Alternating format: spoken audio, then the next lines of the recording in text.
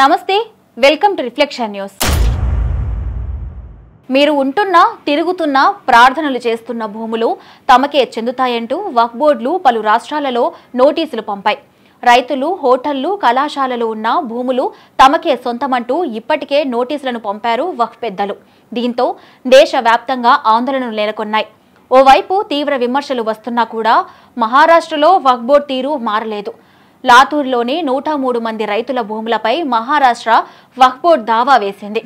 ఈ భూములు తమకే సొంతమని చెప్తూ వ్యవసాయం చేసుకుంటున్న రైతుల నోట్లో మట్టి కొట్టాలనే ఉద్దేశంతో వక్ఫ్ బోర్డు నోటీసులు కూడా జారీ చేసింది। తరతరాలుగా సాగు చేసుకుంటున్న భూములను ఇప్పుడు వక్ఫ్ బోర్డు లాక్కోవడానికి ప్రయత్నిస్తుందని బాధిత రైతులు వాపోతున్నారు।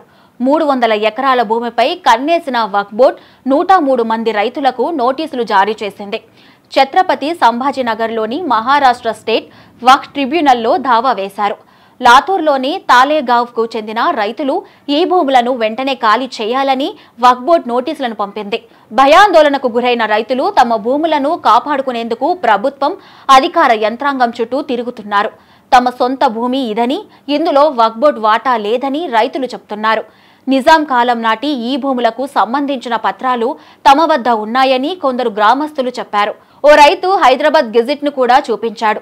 బీదర్ జిల్లాగా ఉన్నప్పటి నుంచి భూమి తనకే చెందుతుందన్న పత్రాలు తన వద్ద ఉన్నాయని, ఆ సమయంలో మా పూర్వీకులు భూమిని కొనుగోలు చేశారని సాక్ష్యాలు చూపించాడో రైతన్న। అయితే వక్ఫ్ బోర్డు మాత్రం ఈ భూములను గ్రామస్తులకు ఇచ్చామని, ఇప్పుడు తిరిగి ఇవ్వాలని డిమాండ్ చేస్తుందని రైతులు తెలిపారు। వక్ఫ్ బోర్డు తీరు వివాదాస్పదంగా మారింది।